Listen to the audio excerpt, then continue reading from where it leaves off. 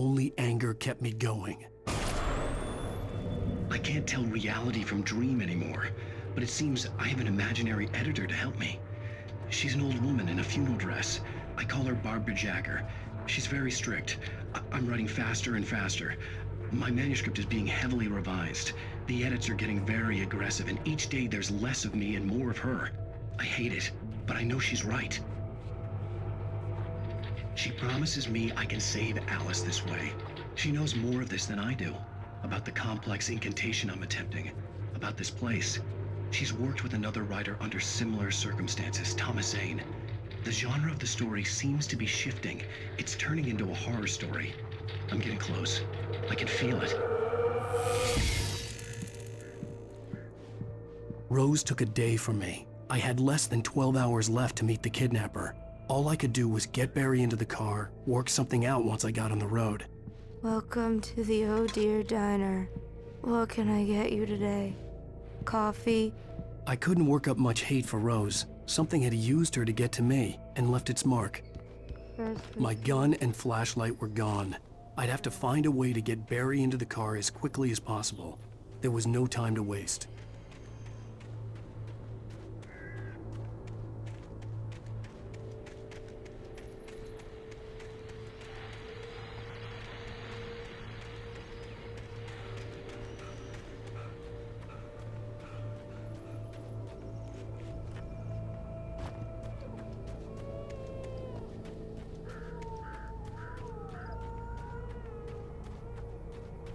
Oh, you're gonna get it now. God knows what you've done to that poor girl. This is Agent Nightingale, FBI! Get him up, Hemingway! You're under arrest! You move a muscle, I'll unload right in your goddamn face! Stay right where you are, Slane!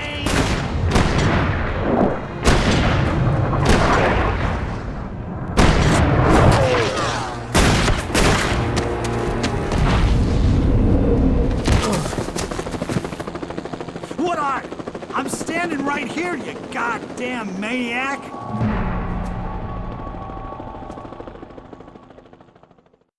I hated to leave Barry behind, but there was no way I'd miss my appointment with the kidnapper. Give it up, Mr. Wake! Come on!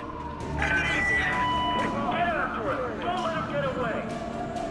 Move it! Move it! Move it! I'll have you shot if you let him get away!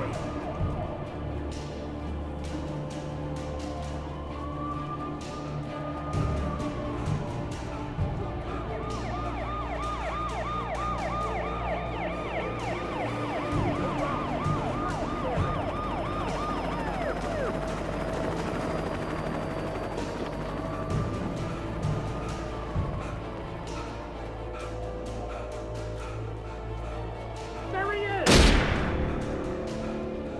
We have the suspect in sight! Okay, men, keep your eyes peeled. He's gonna try to make it through here. Oh, damn. Whoa! There he goes! Stop! God damn it! Where did he go?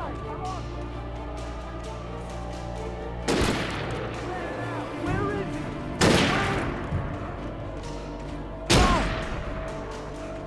God damn it! Where did he go?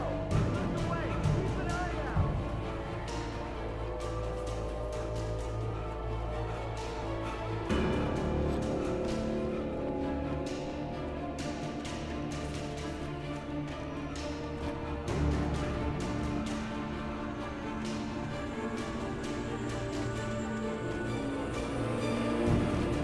He's gone! Come on, guys! We need to head him off!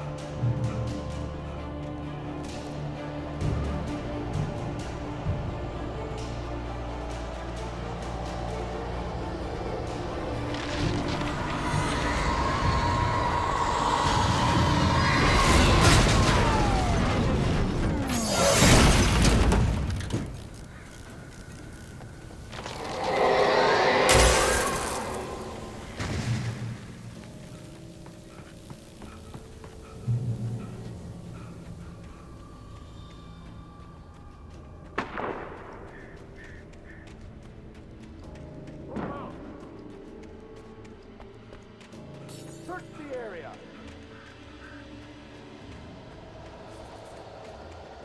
Stay sharp. This way. Over here.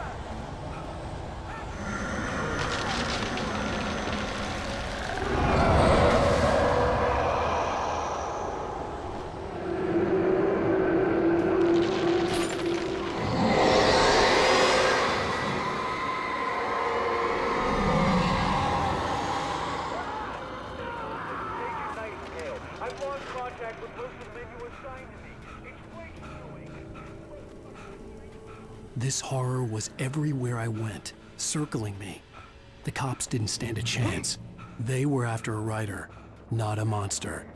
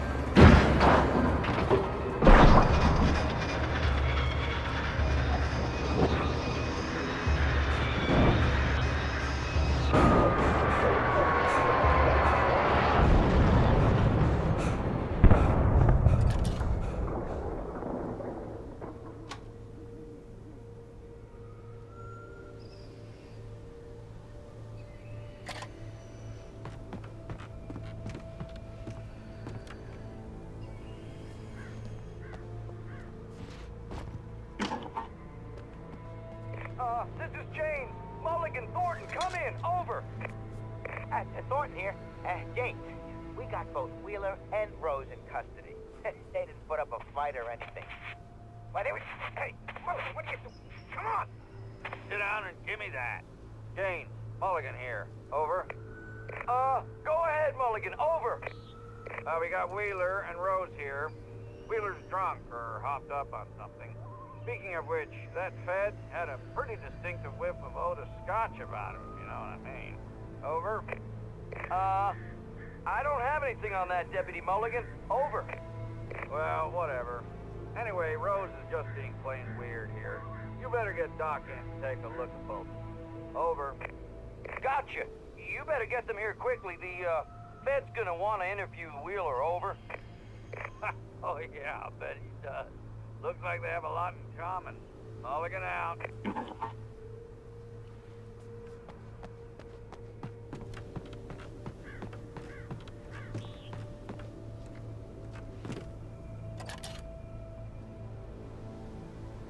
I could see the lights of the radio station in the distance.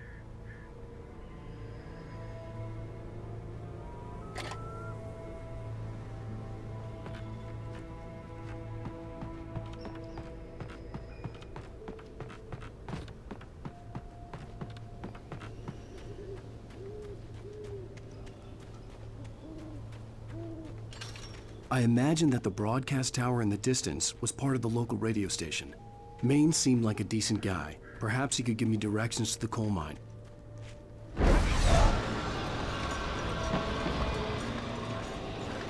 Unnatural shadows clung to the gate. The darkness that was after me was trying to stop me. I wouldn't get through without a light.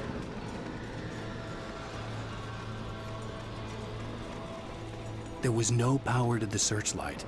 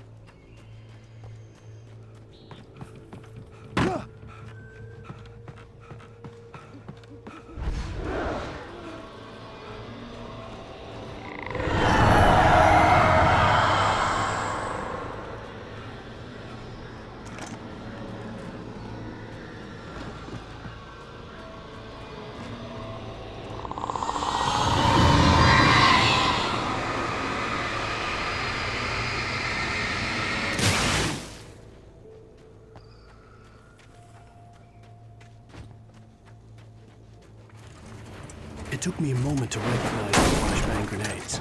They were an ideal weapon for my situation. Team 1, come in. Over. Team 1, this is Sheriff Breaker. Report. Over.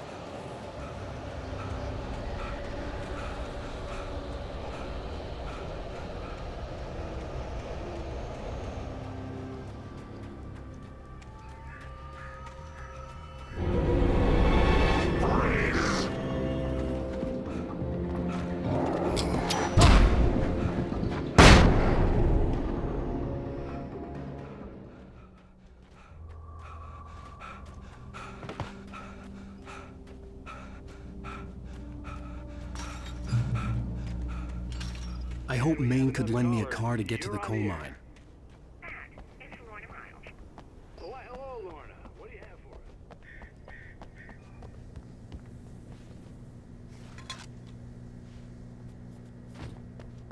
If you're going to have trouble in a place like that, I mean, what do you expect?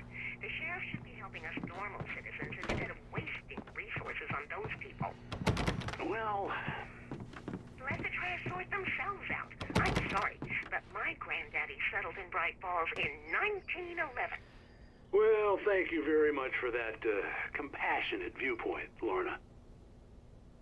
Oh, here's a little surprise. The famous writer Alan Wake just walked in. Folks, I'm going to see if I can talk him into an interview. Come on in, Mr. Wake. Oh, I'm so glad you could find the time to do this, Mr. Wake. Nowhere to run now, Dan Brown. You back away from me. Don't hurt. Whoa. Everyone calm down. Put the gun down. We're all friends here, right? Cool your jets, Nightingale. We got him. Judas Priest! What the hell's the matter with you? There's a civilian in there.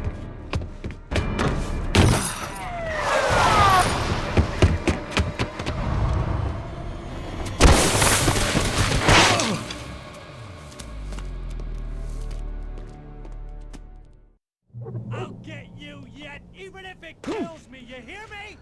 You hear me, H.P. Lovecraft?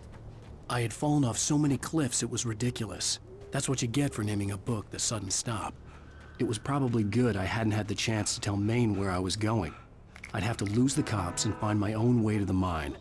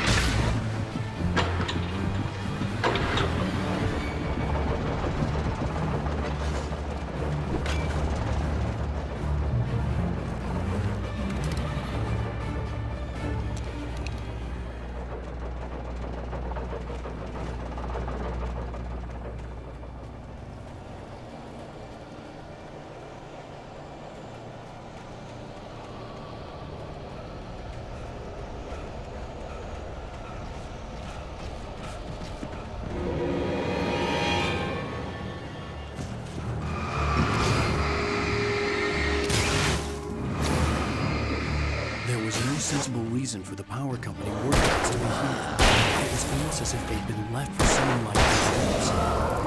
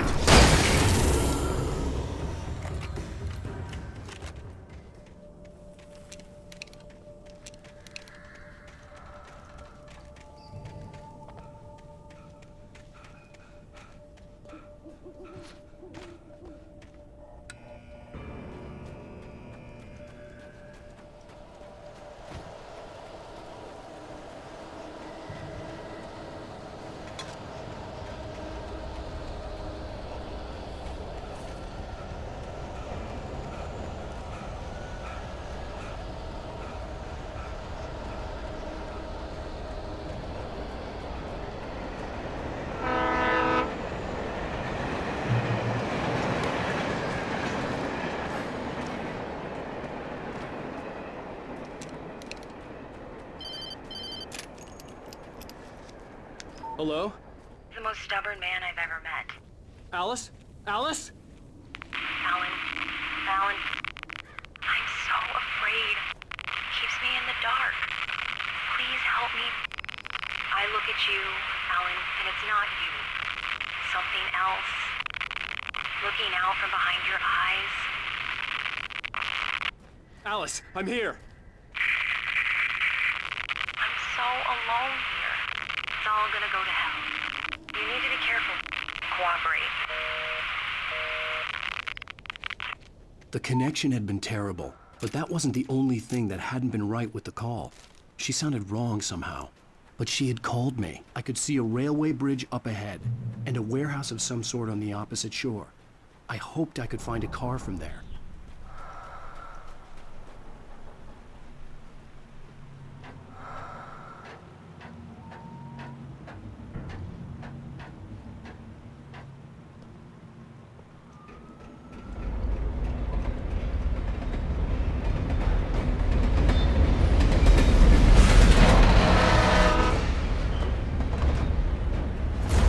That was pursuing me was growing stronger, and it was taking over everything else.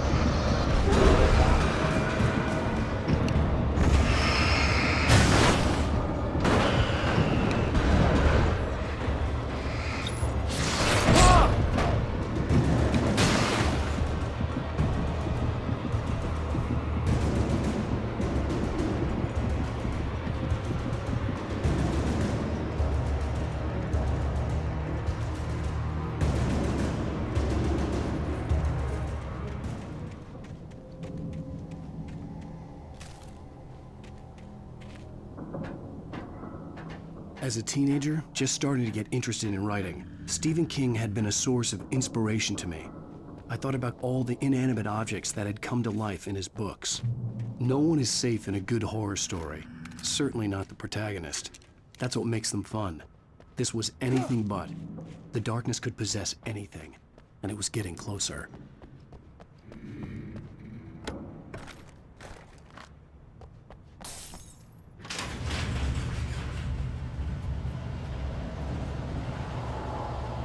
Did you call 911?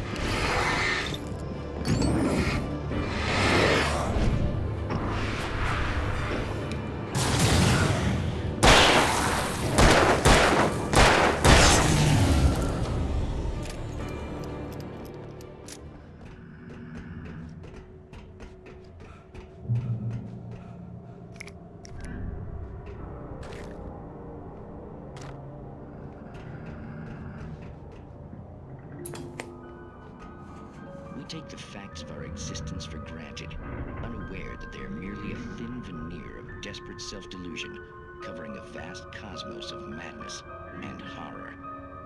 All too often, the stars are right. In Night Springs. Tonight's episode, a family occasion. Journalist Alvin Derleth's trip to study the local customs of an insular community in Night Springs has been less than successful. Until tonight.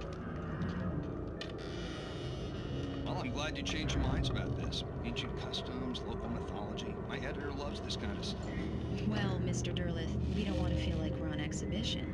But you have demonstrated the seriousness of your intent. Oh, I am serious. Really, just do your thing. I'll stay out of your way and observe. Actually, I thought you could assist us. I'm afraid we are a man short. It would provide you with an intimate perspective. Could I really? Of course, Mr. Derleth. Well, I guess that's the least I... What would I have to do? Oh, here. Let me show you with a kiss.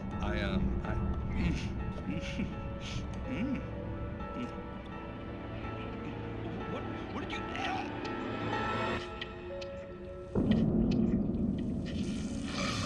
Oh, Mr. Derleth, you have well pleased Nixie Perka, the dweller in flesh. Your body shall host his 1,000 young, and all shall be glory.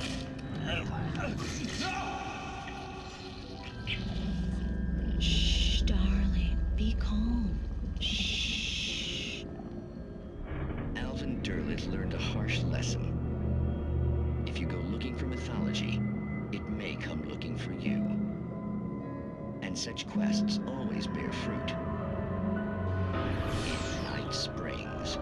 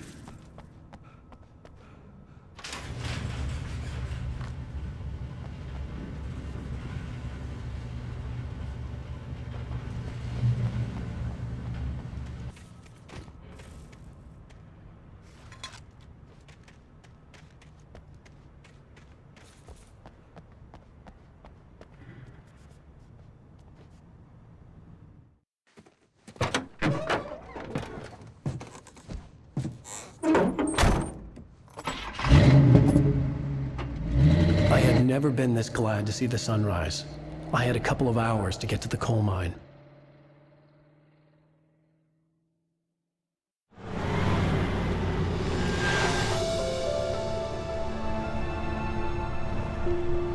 The coal mine wasn't far now.